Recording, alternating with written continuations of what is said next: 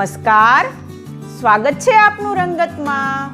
હું સિદ્ધિ કમાણી રોજ તમને અવનવી વાનગી બનાવતા શીખું છું। જો તમને મારી વાનગી પસંદ આવતી હોય તો તમે મારી ચેનલને સબસ્ક્રાઇબ કરો, મારા વિડીયોને લાઈક કરો અને તમારા ગ્રુપમાં મારા વિડીયો જરૂરથી શેર કરો। તો આજે આપણે વણવાની ઝંઝટ વગરના કોબી પરાઠા બનાવતા શીખીશું, જે એકદમ ટેસ્ટી બને છે। તો એ પહેલા તમે હજુ સુધી મારી ચેનલને સબસ્ક્રાઇબ ના કરી હોય તો વિડીયોની નીચે જ્યાં રંગત છે તેની બાજુમાં સબસ્ક્રાઇબનું બટન છે, તેને તમે ક્લિક કરશો। તે ક્લિક કરશો એટલે બેલ આઇકન આવશે, તેને પણ તમે ક્લિક કરો, જેથી મારા વિડીયોના નોટિફિકેશન તમને સૌપ્રથમ મળતા રહે। તો ચાલો આજે બનાવવાનું શરૂ કરીએ વણ્યા વગરના કોબી પરાઠા। વણવાની ઝંઝટ વગરના કોબી પરોઠા બનાવવા માટેના ઇન્ગ્રીડિયન્ટ્સ આપણે અહીંયા જોઈ લઈએ। મેં અહીંયા 2 કપ અને એક મોટા વાટકાની અંદર ચણાનો લોટ લીધો છે। અહીંયા મેં 5 મોટી ચમચી ચોખાનો લોટ લીધો છે। આપણે જરૂર મુજબ તેલ લેવાનું છે શેકવા માટે, એટલે મેં અહીંયા તેલ લીધું છે, એની બોટલ લીધી છે। અડધી કોબી મેં લીધી છે મીડિયમ સાઇઝના, મોટા મોટા ટુકડા કરીને અહીંયા આપણે એને અધકચરી ક્રશ કરવાની છે, એટલા માટે। એક મોટી ડુંગળીને મેં ટુકડામાં સમારીને અહીંયા લીધી છે। અડધું ગાજર લીધું છે મોટા ટુકડા કરીને અહીંયા। એક કેપ્સિકમના મેં ટુકડા કરીને અહીંયા લીધા છે। એક મોટી ચમચી નમક, 1 ચમચી ઝીણી સમારેલી કોથમીર, 1 ઇંચ આદુના ટુકડા કરી લીધા છે। અહીંયા મેં 3 મરચાં લીધા છે ટુકડા કરીને, 1 નાની ચમચી આમચૂર પાવડર, 8 થી 10 કળી લસણ, અહીંયા મેં મરી પાવડર લીધો છે 1 ચમચી, 1 ચમચી જીરું, 1 ચમચી ધાણા જીરું પાવડર, 1 ચમચી લાલ મરચું પાવડર અને 1 નાની અડધી ચમચી હળદર લીધી છે। તો ચાલો આપણે બનાવવાનું શરૂ કરીએ એકદમ ટેસ્ટી એવા કોબી પરાઠા। કોબી પરોઠા બનાવવા માટે આપણે પહેલાં જે બધું વેજીટેબલ લીધું છે તેને અધકચરું ક્રશ કરવાનું છે। તો પહેલાં આપણે અહીંયા મેં જે મરચાં 3 તીખા લીધા હતા તેને હું અહીંયા મિક્સર જારમાં એડ કરી દઈશ। અહીંયા 8 થી 10 કળી મેં લસણ લીધું હતું તે આપણે એડ કરી દઈશું। 1 ઇંચ આદુના ટુકડાના મેં મીડિયમ સાઇઝના ટુકડા કર્યા હતા, તેને પણ આપણે મિક્સર જારમાં એડ કરી, અને હવે 1 ચમચી આખું જીરું લીધું હતું તેને પણ આપણે એડ કરી દઈશું, અને આ બધી જ વસ્તુની આપણે હવે પેસ્ટ બનાવી લેવાની છે। અહીંયા આપણી આદુ મરચાં અને લસણની પેસ્ટ જીરું નાખી અને અધકચરી મેં મિક્સર જારમાં વાટી લીધી છે। તો હવે આપણે એને એક બાઉલમાં કાઢી લેશું। હવે આપણે જે કોબી લીધી હતી મોટા મોટા ટુકડા કરીને મેં એને આપણે આવી રીતે મિક્સર જારમાં એડ કરી અને અધકચરી આપણે એને ક્રશ કરી લેવાની છે। તો હવે આપણે કોબીને પણ મિક્સર જારમાં એડ કરી અને ક્રશ કરી લેશું। અહીંયા મેં કોબીને અધકચરી આવી ક્રશ કરી લીધી છે। તો હવે આપણે એને પણ એક બાઉલમાં કાઢી લેશું। આપણી કોબી ક્રશ કરીને મેં બાઉલમાં કાઢી લીધી છે। તો હવે એ જ મિક્સિંગ જારમાં આપણે અહીંયા જે એક ડુંગળી સમારી હતી તે આપણે એડ કરી દઈશું, અને જે ગાજર સમાર્યું હતું તે પણ એડ કરી દઈશું, અને કેપ્સિકમને પણ એડ કરી અને એને અધકચરું ક્રશ કરી લેશું। તમારે મિક્સર જારમાં ન ક્રશ કરવું હોય તો તમે હાથ વડે પણ ઝીણું ઝીણું સમારી શકો છો, અથવા ચોપર આવે છે તેમાં પણ તમે એને ક્રશ કરી શકો છો। તો હવે આપણે ત્રણેય વસ્તુને અધકચરી ક્રશ કરી લેશું।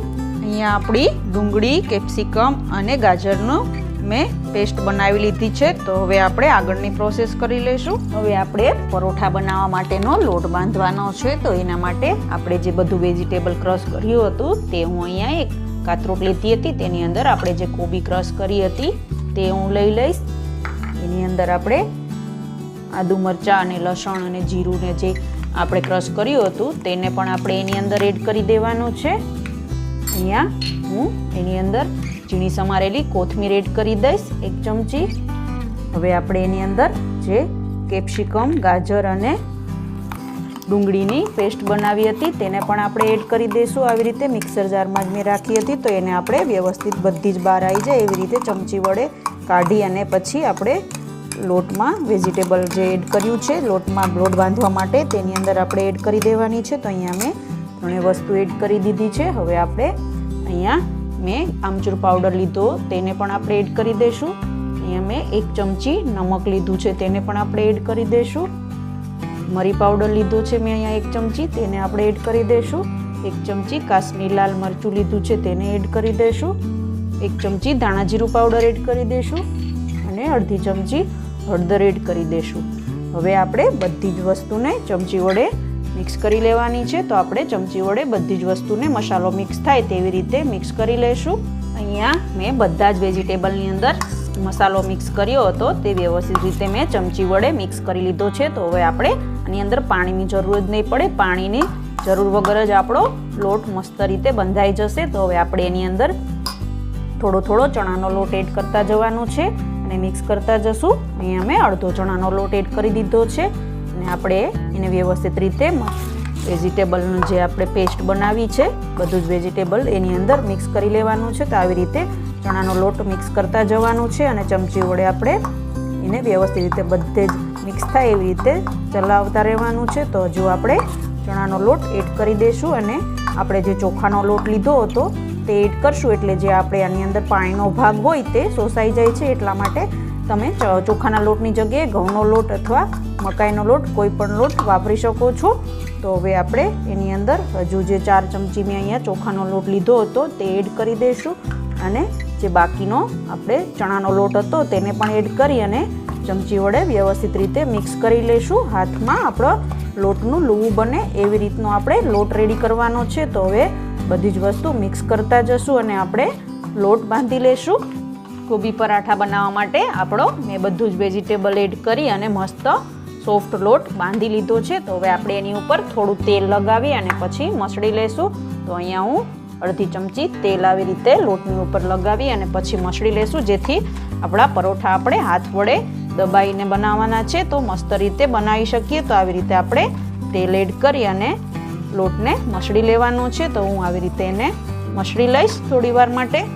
અહીંયા આપણો મસ્ત પરાઠાનો લોટ રેડી થઈ ગયો છે. તો હવે આપણે પરાઠાને તવીની અંદર જ દબાઈને બનાવવાના છે. તો હવે આપણે પરાઠા બનાવી લેશું. હવે આપણે કોબીના પરાઠા બનાવવા માટે અહીંયા મેં એક પેનને ગરમ કરવા માટે રાખી છે, ગેસની ફ્લેમ ચાલુ કરીને. તો હવે આપણે એની અંદર થોડું આવી રીતે તેલ એડ કરી અને તેલને આવી રીતે બ્રશ વડે પેનની અંદર તવીની અંદર આપણે ફેલાવી દેવાનું છે અને પછી હાથમાં સેજ પાણી લઈ અને આવી રીતે છટકારો મારી અને પછી આપણે એની અંદર જે લોટ હતો એની અંદરથી આવી રીતે એક લૂવું લઈ લેવાનું છે અને લૂવાને આવી રીતે ગોળ બનાવી અને પછી આપણે તવીની અંદર આવી રીતે હથેળી વડે હાથમાં સેજ પાણી લગાવી અને આપણે પરોઠાને બનાવી લઈશું. તો આવી રીતે આપણે પ્રેસ કરતા જવાનું છે અને ગોળ પરોઠું રેડી કરી લઈશું. તો આમ આવી રીતે આપણે થોડું થોડું પ્રેસ કરતા જઈ અને મીડિયમ પતલું એવું, બહુ જાડું પણ નહીં અને બહુ પતલું પણ નહીં એવું પરોઠું આપણે હથેળી વડે પ્રેસ કરી અને બનાવવાનું છે. તો આવી રીતે પ્રેસ કરતા જશું, સાઈડમાં વ્યવસ્થિત કરતું જવાનું છે અને આપણે પરોઠાને દબાવી અને પ્રેસ કરી અને ગોળ શેપમાં બનાવી અને પછી આપણે એને શેકી લેવાનું છે. તો આવી રીતે આપણે આટલું થિકનેસવાળું પરોઠું બનાવી અને પછી ગેસની ફ્લેમ આપણે વધારી અને મીડિયમ કરી અને અત્યારે સ્લો મીડિયમ રાખ, ગેસની ફ્લેમ મીડિયમ સ્લો કરી અને પછી જ આવી રીતે પરોઠું પ્રેસ કરવાનું છે, નહીંતર તમને હાથમાં ગરમ લાગશે અને હાથ દાજી જાય. એટલા માટે મીડિયમ સાવ સ્લો કરી અને પછી તો આવી રીતે આપણે આટલું થિકનેસવાળું પરોઠું બનાવી લેવાનું છે અને પછી ગેસની ફ્લેમ આપણે મીડિયમ કરી દેવાની છે બની જાય પછી. અને આવી રીતે એની ઉપર થોડું તેલ લગાવી અને બ્રશ વડે આપણે તેલને પરોઠામાં વ્યવસ્થિત બધે જ લાગી જાય એવી રીતે લગાવી અને પછી ગેસની ફ્લેમ મીડિયમ રાખી અને શેકી લઈશું. અને આવી રીતે આપણે બધા જ પરોઠાને બનાવવાના છે. તો હવે આપણે એને એક સાઈડથી આવી રીતે તવીથા વડે પલટાવી અને બીજી સાઈડ પલટાવી અને પકવવા માટે રાખી દઈશું. અહીંયા આપણું પરોઠું મસ્ત રીતે એક સાઈડથી શેકાય અને ક્રિસ્પી થઈ ગયું છે. તો હવે આપણે બીજી સાઈડ પકવવા માટે આવી રીતે તવીથા વડે પ્રેસ કરી અને પકાવી લેશું, એટલે બીજી સાઈડ પણ એકદમ ક્રિસ્પી અને અંદરથી સોફ્ટ થઈ અને મસ્ત રીતે આપણું પરોઠું પાકી જાય. તો હવે આવી રીતે આપણે બધા જ પરોઠાને બનાવી અને શેકી લઈશું. તો તમને જો આવી રીતથી પરોઠા બનાવતા ન ફાવતા હોય તો હું તમને આ પરોઠું શેકાય એટલે એક બીજી રીતથી પણ પરોઠું બનાવતા શીખવીશ. તો હવે આપણું આ પરોઠું શેકાઈ ગયું છે. તો આપણે એને ચેક કરી લઈશું. બંને સાઈડ વ્યવસ્થિત ક્રિસ્પી થઈ અને મસ્ત રીતે શેકાઈ જાય એટલે આપણે પરોઠાને એક પ્લેટમાં કાઢી લેશું અને આવી રીતે આપણે બધા જ પરોઠાને શેકી લેશું. હવે અહીંયા હું તમને બીજી રીતથી પરોઠું બનાવતા શીખવીશ. તો એના માટે મેં એક પાટલી ઉપર કોટનનો એક રૂમાલને ભીનો કરી અને નીચોવી અને અહીંયા લીધો છે. તો આપણે જે લોટ લીધો હતો એમાંથી મેં આવી રીતના એક લૂવો બનાવી લીધું છે અને એને આવી રીતે રૂમાલ ઉપર રાખી અને આવું પ્રેશર ભાખરી પ્રેસ કરવાનું જે આવે છે લાકડાનું, તેની ઉપર તેલ લગાવી અને આપણે એને પ્રેસ કરી અને દબાવી અને પરોઠું બનાવી લેશું. તો આવી રીતે એની ઉપર હું તેલ લગાવી લીધું છે. તો હવે આપણે એની વડે આવી રીતે પ્રેસ કરતા જશું અને પરોઠાને બનાવી લેવાનું છે. તમને જો તવીમાં પરોઠો બનાવતા ન ફાવે તો આવી રીતે રૂમાલ ઉપર, ભીના રૂમાલ ઉપર લોટ રાખી અને હથેળી વડે દબાવી અને પછી પરોઠું બનાવી અને પછી તમે શેકી શકો છો. તો આવી રીતે આપણે પરોઠાને પ્રેસ કરતા જવાનું છે ને બધી સાઈડ પ્રેસ થઈ જાય એવી રીતે પ્રેસ કરી અને પછી શેકવાનું છે. બધી સાઈડ વ્યવસ્થિત રીતે એકસરખું, જાડું પણ ના રહે અને પતલું પણ ના રહે એવી રીતના થઈ જાય ત્યાં સુધી આપણે એને પ્રેસ કરી અને બનાવવાનું છે. તો તમે જોઈ શકો છો મસ્ત મેં અહીંયા પરોઠું બનાવી લીધું છે હાથ વડે પ્રેસ કરીને. તો હવે આપણે એને આવી રીતે હથેળીમાં લઈ અને તવીની અંદર શેકવા માટે રાખી દઈશું. હવે આપણે જે પાટલી ઉપર પરોઠું બનાવ્યું હતું એને શેકવા માટે હું અહીંયા એને તવીની અંદર એડ કરી દઈશ અને ઉપરથી થોડું તેલ લગાવી અને બ્રશ વડે એને વ્યવસ્થિત પરોઠામાં લાગી જાય એવી રીતે લગાવી દઈશ અને ગેસની ફ્લેમ મીડિયમ કરી અને આપણે પરોઠાને બંને સાઈડથી લાઇટ બ્રાઉન થાય તેવી રીતે પકાવી લઈશું.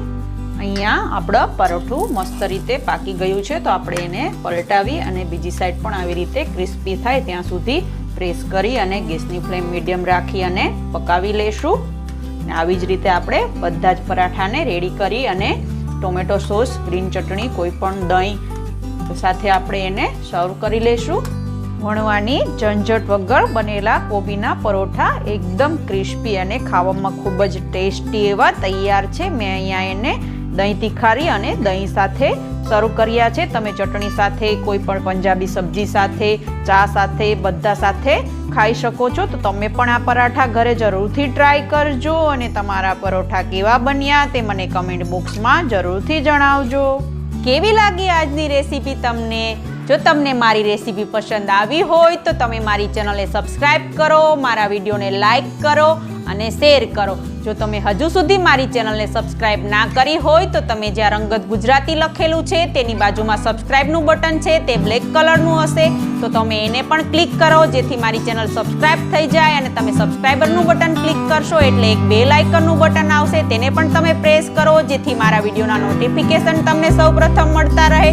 તો રોજ આવી અવનવી વાનગી જોવા માટે જોતા રહો રંગત, ખાણીપીણીના શોખીન ગુજરાતીઓની. Thanks for watching.